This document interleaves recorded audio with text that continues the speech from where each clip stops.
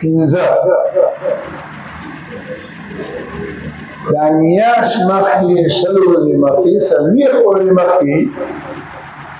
چې حاجیان ځي او یا وروسته پاتې کېږي دا خو هسې یو انتظامي مصلحت په بنیاد باندې نبی علیه الصلاة والسلام یو فرضي حج کړی څومره یو فرضي حج او په دې ټول فرضي حج کې د مکې مکرمې د ښار او د هغې په اطرافو کې لس ورځې پاتې شوې څومره دي لس ورځې را رسېدل هم د مدینې منورې د مکې ته لس ورځې او بیا دلته کې پاتې شوې لس ورځې دي د ذوالحجې د میاشتې په څلورم تاریخ نبی علیه الصلاة والسلام د مکې ښار ته را رسېدلی و دغه د قافلې سره او په 14 تاریخ باندې بیا واپس تللي دي نو د دې د وجې نه د حج ورځې څو دي پنځه اتم ذوالحجه نهم ذوالحجه لسم ذوالحجه یولسم ذوالحجه او دولسم دا پنځه ورځې دي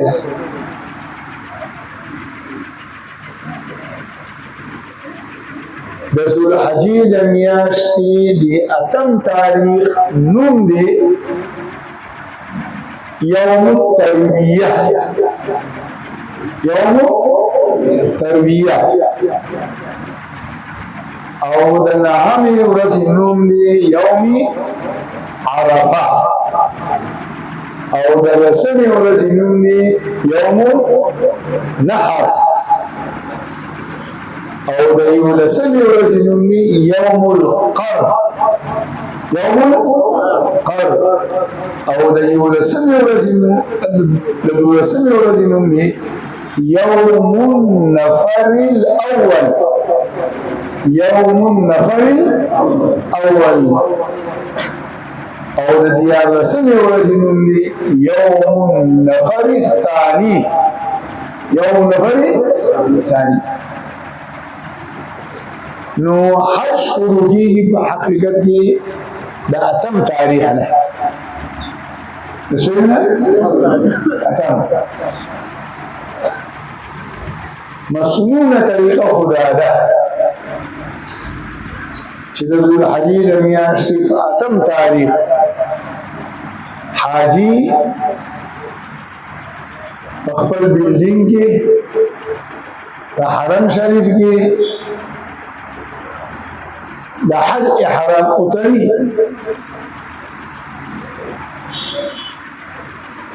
او بیا د نور د خلقون وروستو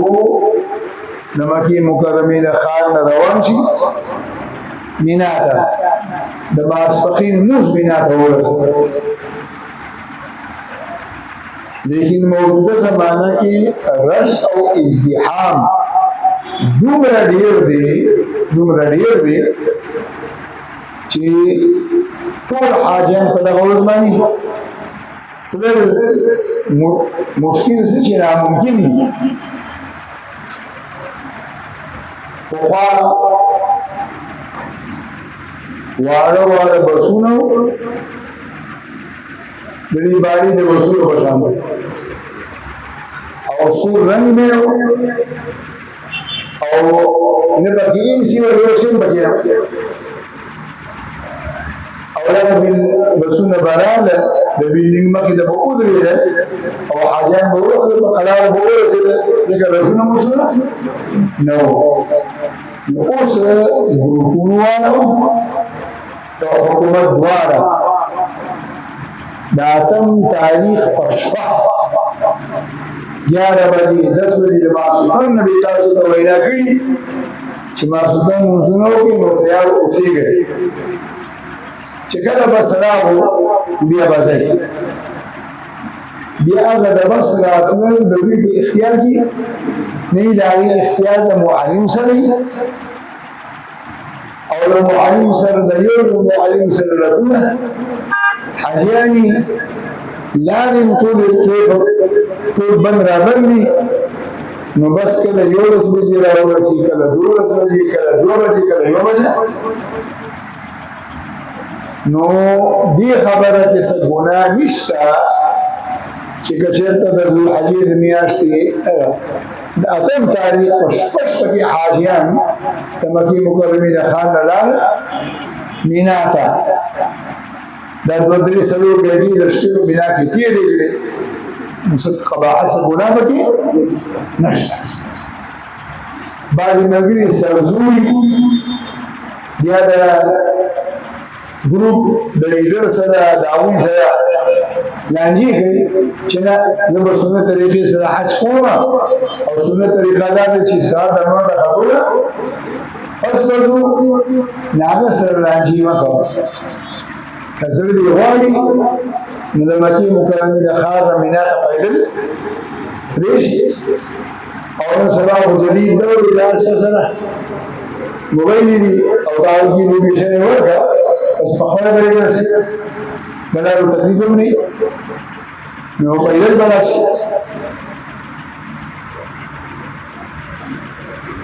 په اتم تاریخ یا د ماښام یا د ماسخوتن او د ماښام ترمنځ او یا د ماسخوتن د لمانځه نه بعد د دنیا تمام حاجیان په خپلو کولو کې د حج احرامونه وتړي نو چې کله په اتم تاریخ د ورځې یا د شپې ته د حج احرام تړي هغه طریقې ده هماغه مسلې دي چې کومې د عمرې ده احرام وي صرف یو دې کې فرق دی او هغه نیت دی هغه دې تداوی چې یا الله ستا د رضا لپاره زه عمره کوم تیره که اسانه که او ډیرانه قبوله که او د هر احرام چې تړي داسې به و چې الله ستا د رضا لپاره د حج احرام ترم د حج نیت کوم تیرا تا آسان کا او تیرا نا قبول کا او د عربی د جبه الفاظ دادی اللهم إني أريد الحج فيسره لي وتقبله مني اللهم إني أريد الحج فيسره لي وتقبله مني او کم مرګري حج بدل کولو دبل چا باندې حج کولو بیا راوي چې زما ربا زه د فلاني د اړخه د حج د احرام نیت کومه چې ما ته آسان کا او د فلاني د اړخه قبول کا بهتر دادا چې دا غفلانی نوم واخلي مور نه کې مور یاد کړي لا دا نه کې پلان یاد کړي کا د ورو رخ یاد کړي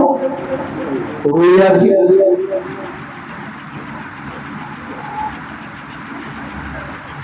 او یو ما راشته خبرې اول د بدن ظاهري صفائی ده یا غسل دی بیا حرام دو سالری دی او بیا بسی دویا کاتا منز دی او بیا نیت دی او بیا پشپاگم نمبر دی تلبیه دا اعلان در تشوی دی چه حرامونا اتره معصوتن نمازن بعد ببس راضی نو اکثر ملگری لم لیکھے اسی طرح نو بیا د یو ملګري د وجې نه اکثر ټول ملګرو ته تکلیف جوړ بس تیاري او د یو کس لپاره پاتې د ماښام نه تیارې شروع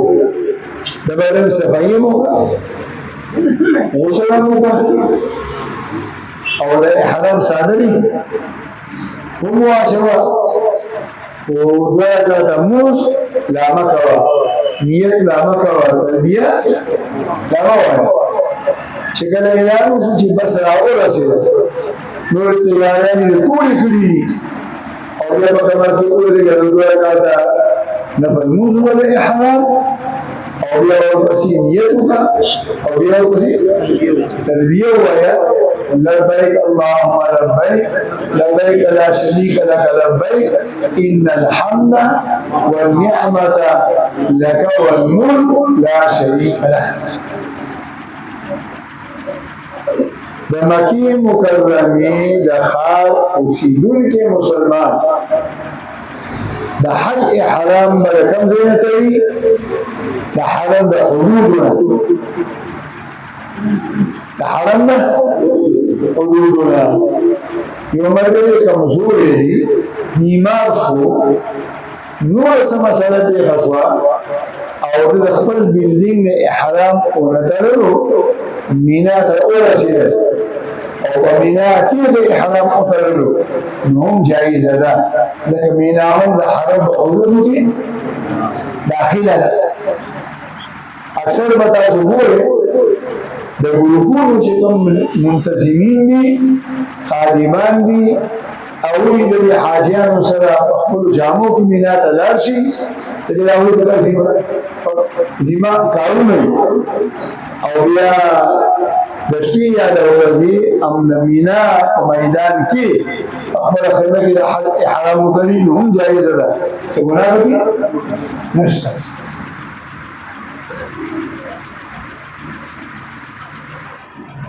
په اتم تاریخ حاجیان چې مینا ته ورسېدل نو په مینا کې په ده باندې څه څه دي که دغه ورځ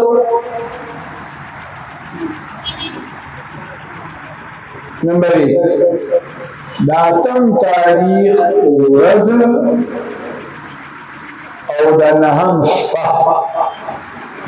دا د مینا په میدان کې تېرول سنت دي د اتم تاریخ ورځ او د نهم شپه یو عمل لري نو کدا ورځ په دې تېره کړه او نور هېڅ نفلي عمل عبادت ونه کړلو نو څه ګناه نشته دویم دا پنځه لمونځونه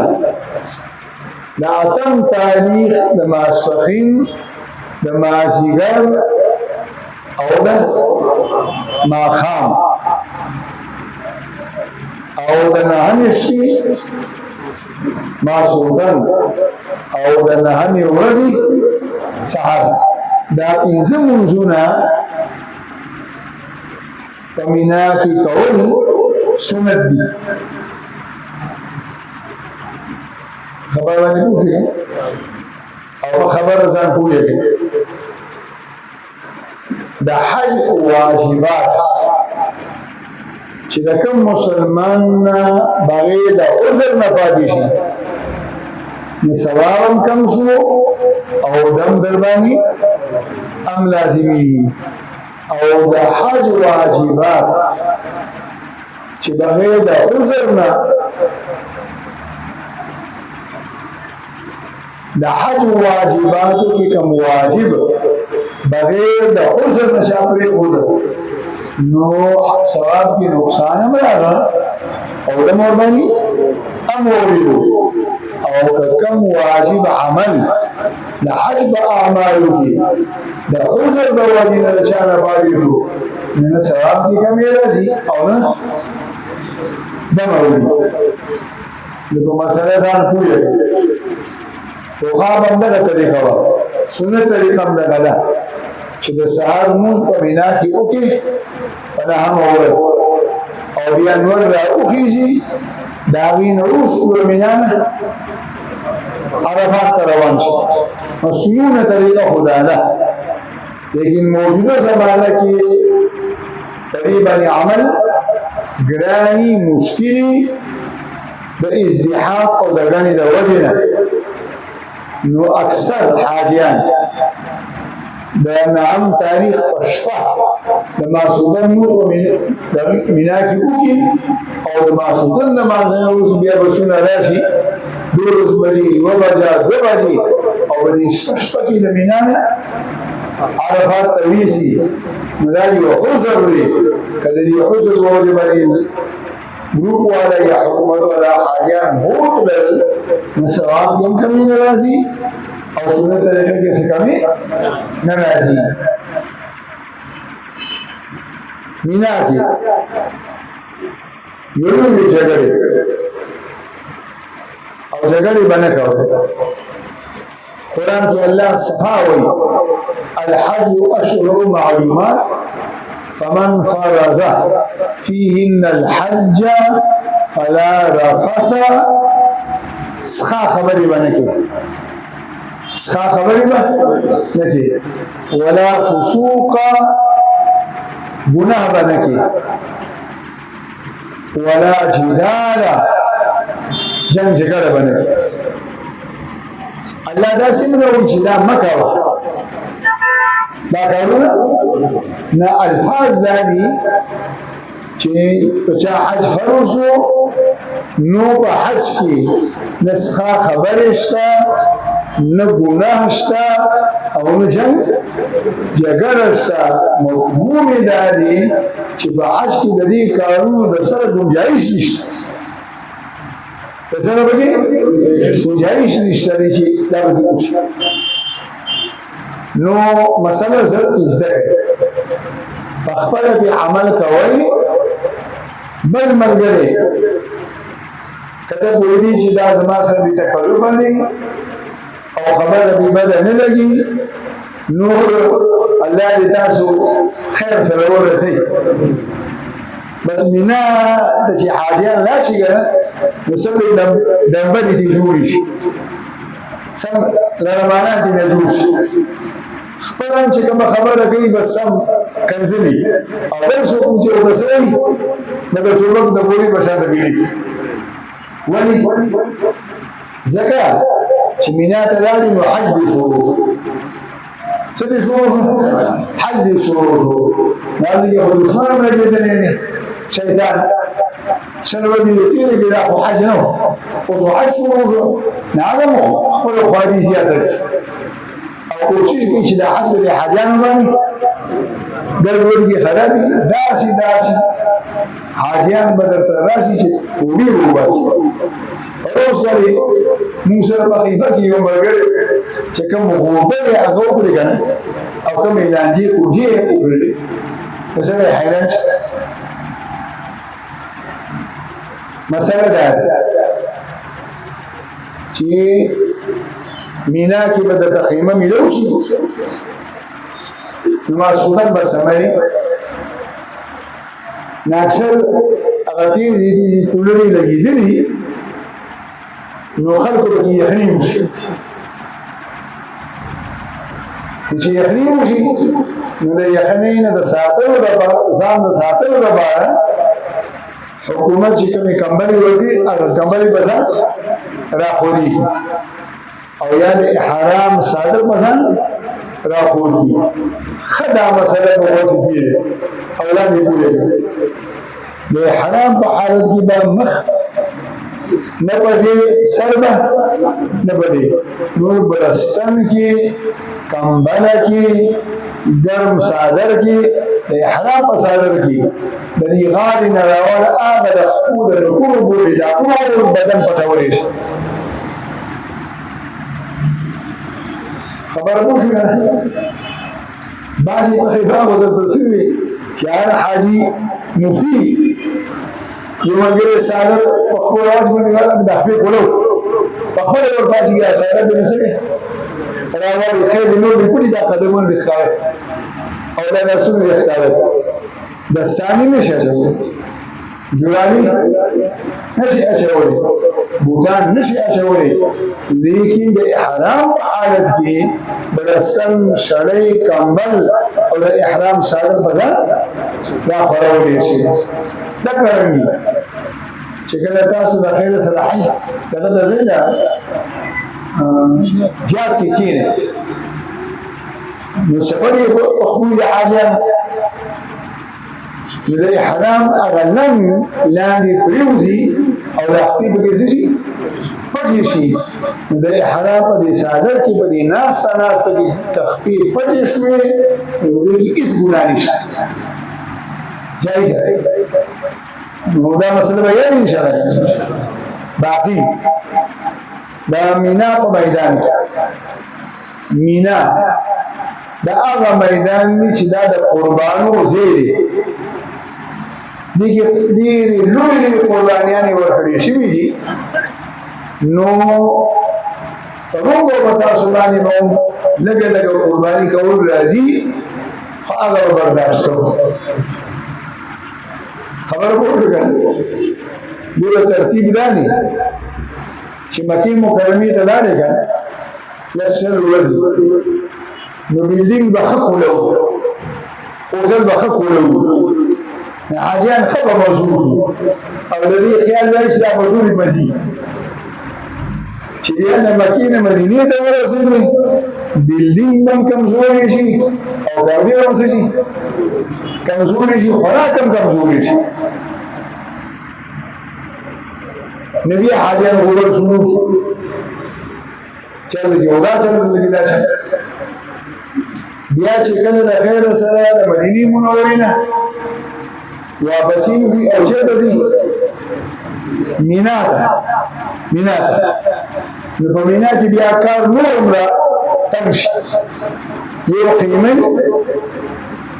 او دومره قومې جوړ کړي چې اینو د سړي د اولاد څه کېږي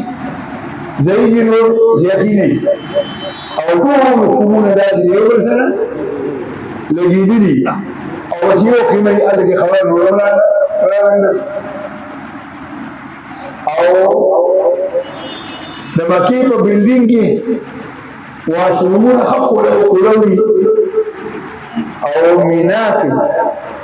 بیا لس ډېر څلوېښت کسان به واشروم ته بدلېږي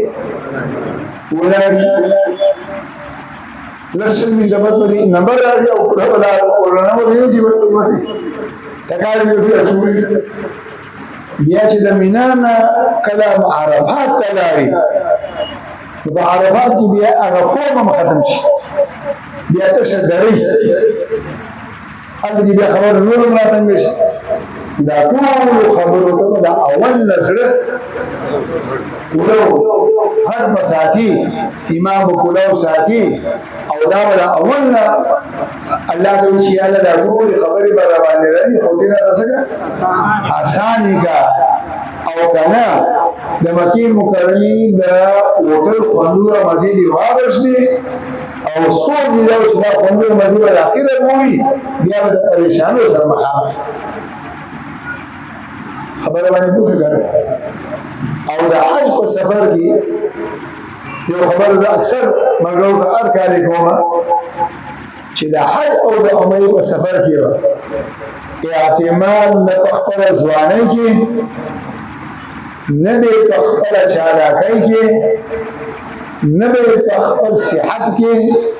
او نه به په دې کې چې زه په دنیا کې ګرځېدلی سړی یم او نه به اعتماد په بل ملګري کې چې ما سره خو فلانې دی تعلیم را سره دی فلانې ځوان را سره دی نه که د الله نه علاوه په بل چا کې اعتماد وکړو یا د قسم مسایلو سره مخامخ کېږي د حج او د عمرې په سفر کې د الله په جوړې کې ځان ورشي او دا سوال بکی چې بس الله مې دې زما مل شي الله مې دې ملګری شي او هر وخت به الله ته سوال کوي چې یا الله دې آسانه کا او تیره نه قبول کړه چې اعتماد په الله کړو الله به درته لاري او یاوي مشکلات به در باندې راځي الله دې درته آساني او د برداشت توفیق به الله دې درته کوي نو د مینا په میدان کې دا پنځه منځونه دي او دا یو ورځ یو شپه ده څومره مفصل یو باقي د مینا په میدان کې تلاوت دی وکړه ذکر دی وي درود دی وي تلبیه دی وي څومره چې اعمال زیات وکړي نو اجر پکې زیات دی وکړه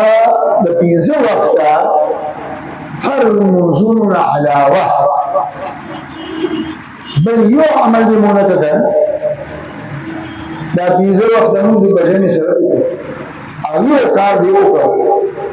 نو هم ستا حج به قبول او کار دا دی چې د مینا په میدان کې د ګناه نه دې ځان بچ خپل حج دې د ګناه نه محفوظ کړلو بس پوه شو چې زما دا حج دی قبول دی ولې مینا کې هما درته شنو کارونه خوري نه او ټول دار یو قیمه او روح حاجت پکې راغومي ګټه وړي چینی پورا ورځي دې حاجت دیږي غیبتونه چغلیانې په لوګو څه خبرې په بل څه خبرې نو څومره دا خطرې خبره ده چې د حج احرام دې تړلې اچھا د حج او د مینا په میدان کې ناس دې چې هغه حرم دی حرم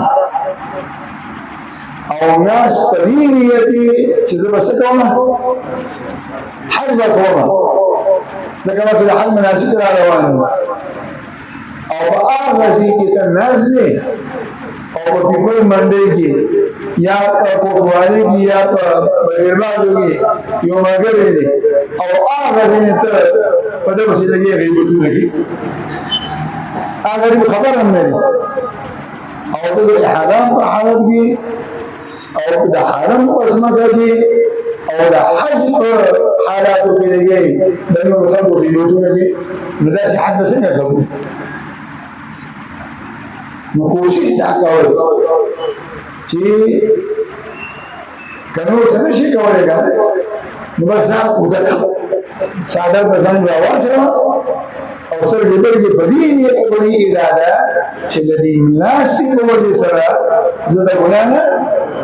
بس شما لا بغته ته د حج یو ورځ د حج یو ورځ لا مکمله